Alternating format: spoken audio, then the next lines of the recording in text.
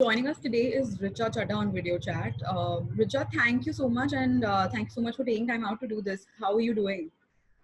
I'm good. How are you doing?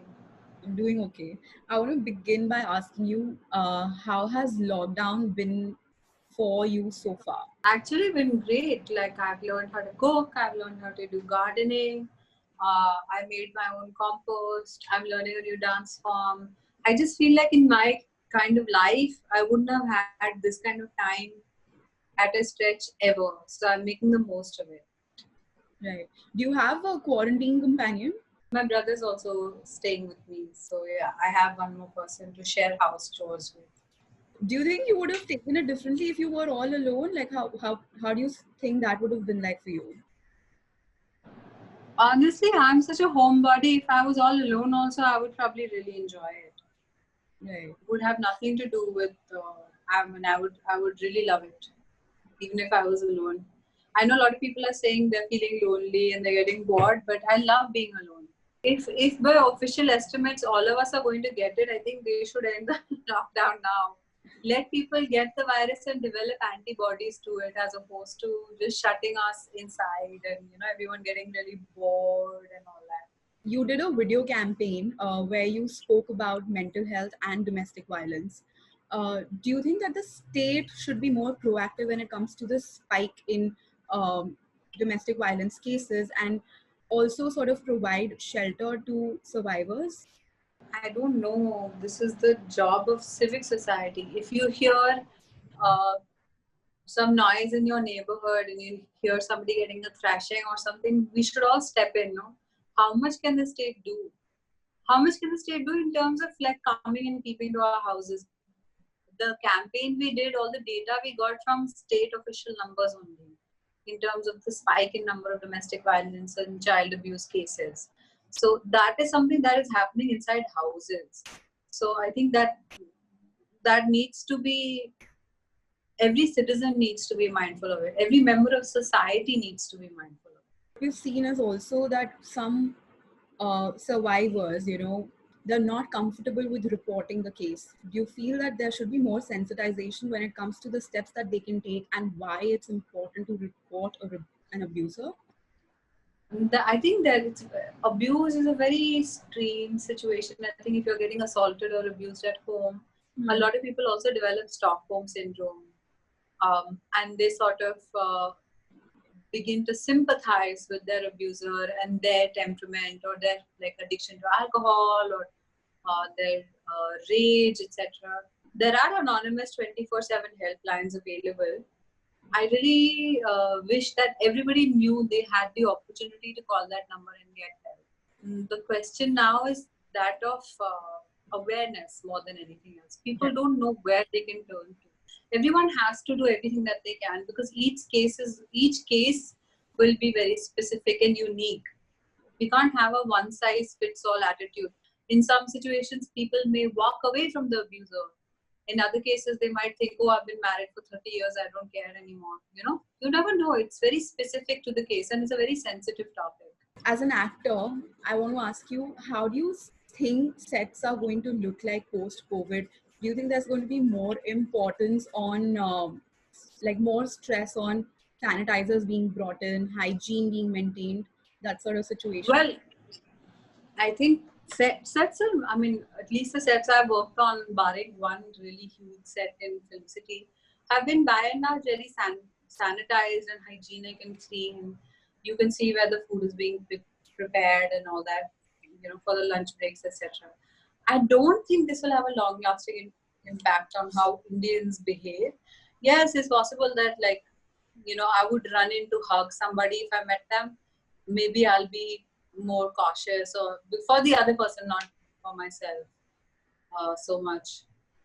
People will become, I think, cautious of human touch and interactions, but we'll come right back to how we were in no time, and that's what actually scares me, because we are enjoying the benefits of this beautiful nature right now. AQI is down. There are peacocks on the road. There are like elephants roaming around, tigers, snow leopards. Everyone's chilling. Now, as soon as human activity picks up, these guys will run back to to where they came from, and that is so sad and scary. Is it possible to run a film set or any production set with lesser numbers? Do you think it's doable? Because we've seen Well, that. yeah, I mean, typically what happens in India is we are also a very populous country, so we have to make a labor-intensive film set. We, it's like the petrol pump. You can drive to a petrol pump and there'll be 5 people just showing you the way, even though you know where you have to go.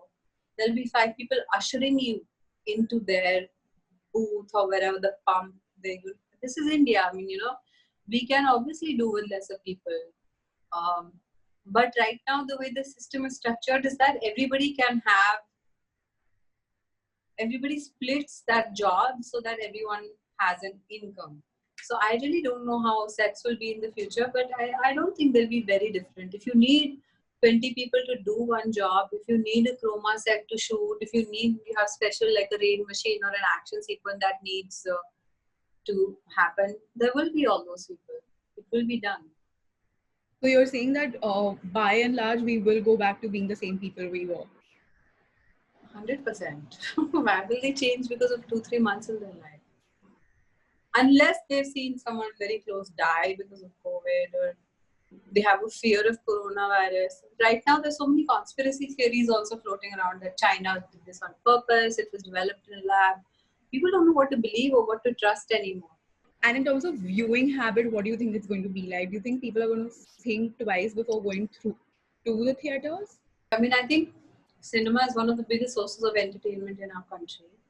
And I think it will continue to be like that. Even if people are cautious about going into the movie halls, I think eventually movie halls will open and people will get back in, but no one can predict what's going to happen. When do you see you will be able to be back on track when it comes to your profession? Because of course, entertainment is going to be the last priority. Entertainment is not going to be the last priority. We'll run out of content to watch in no time if everyone's going to be home. I don't think entertainment is going to be impacted in the way. I do think that there'll be a change because we don't know what will happen to when cinemas open, etc., etc. But I bet TV shows will continue after a while. People, the ones who are making the daily soaps and the Sasbo stuff, they'll want to get. I mean, no one has any clarity on what will happen, but I don't think entertainment is going to be affected in the way that people are saying that it will. There are industries, sadly, which will be wiped out. There were industries that were very, very badly affected because of demonetization, like the weavers, farmers. These people I'm worried about. I'm not worried about my sector so much. Basically, by and large, you're saying the set will come back to adapting to whatever the situation post-COVID is going to be. I think so, yeah. I think so. I don't think anyone will not shoot because they're afraid of contracting this coronavirus. And as a lot of medical professionals have been pointing out, viruses are not new to humans. Viruses mutate. We have to keep continuously studying them to figure out what one can do to develop immunity or to develop vaccines. In fact, the best immunity that you can actually develop is to contract a version of the virus from somewhere and have your body develop immunity to it. Or just generally boost up your immunity with multivitamins, with vitamin D. These are the things I think that this is where we need to do more work. So you're saying herd immunity could actually be the way to battle this and come right back on. I really think so, and I'm counting on Indians and our herd immunity. In this period of lockdown, especially on social media, we've seen this thing where celebs are posting videos of whatever they're doing. And do you think it's sort of insensitive or not when somebody posts a workout video and then says that we are in this together? What is your take on this situation, this issue? I could think that you're insensitive to be carrying on interviewing me, a rubbish actor who's sitting at home in her AC when thousands of migrants are walking home. It's just a question of perspective. I don't think anyone gets to dictate to celebrities what experiences they're allowed to share. If someone wants to share a workout video, please go ahead. If someone wants to share a bad cooking video, go ahead. If you want to share something about some charity effort that you did, somewhere in which you made a difference, go ahead. We should really stop sermonizing and judging people so much, especially online. It's such a vacuous, rubbish thing to do.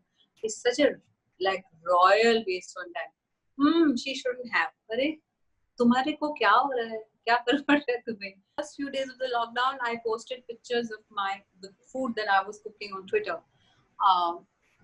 And I haven't since, because Twitter is where I express a lot of my political opinions, and that's where I was getting a lot of news about migrants who were on the verge of starvation. So I took a call not to post my bad or good cooking experiments ka photos on Twitter, because even though the migrant worker is not going to check Twitter and see what pasta I made for dinner, I didn't feel right to do it. But that doesn't stop anybody else from expressing themselves. I don't think that's insensitive. You should not have this like holier than thou attitude about actors, non-actors. Please have that about elected officials, na? Why with other citizens? Like go criticize where criticism is needed and not shift your attention to. No, I mean, you can please, by all means, like I'm standing for somebody's freedom of expression to post a workout video. I'll stand for your freedom of expression to criticize that video. Does it make a difference? No. Somebody who has to post a workout video will continue to do it. Everyone's doing their job. You're working from home. I'm doing this interview with you. People should just do whatever they want to do. You know, Ali went he was quoted also, and he was very vocal about how he wanted to see you and said that I'm trying to get passes so I can go see Richa. Yeah. Well, I mean, I feel bad that he's just in Bandra and I'm in Andheri and we can't meet. I hope he gets a permit, or I hope he drives down, and when I do my next grocery run, we can meet. But it feels really strange to be in the same city and not be able to meet. If we had actually gotten married, we would have been looking for an apartment together by this time. You know, also, I did read somewhere that the two of you had planned the wedding, but you weren't very organized about it. Like the arrangements weren't quite in place. So how are the two of you taking that right now? No, the arrangements were in place. Thankfully, not all payments had been made. So in that sense, we lucked out because nobody's given us a refund yet. I think everyone is cash crunched. But I'm really glad that we didn't send out cards, or we didn't, go the whole hog, and we just stopped short. I mean, I'd sent out invitations to maybe the first 15, 20 people. That's it. That too digitally. So we're okay. Otherwise, it would have been chaos. What has lockdown sort of taught you? What has your learning been through this time? Have you gone through any introspection? I was very affected by Irfan Khan's death. That really made me introspect. And just in the morning today, I read the beautiful screenplay Vishal Bhardwaj wrote for him and their journey together. And I realized that although we weren't very close friends, or we'd met very few times in our lives, I'm so influenced by him as an actor.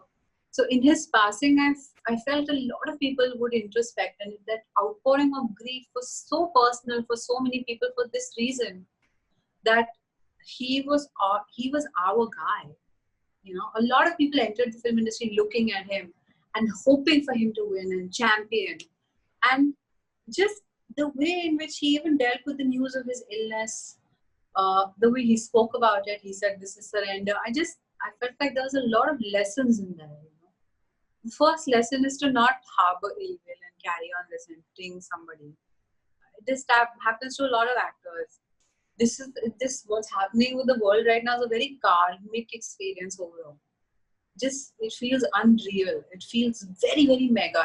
It's not something that one can understand in a very banal, two-dimensional way. Why are we suffering? Because we think that we are separate from nature. And then something comes along that reminds us of how united we are through this. Rishi Kapoor sir, who really had like a hunger for life, really. People talk about his food and his drink. And I saw some blogs also, tweets also about how,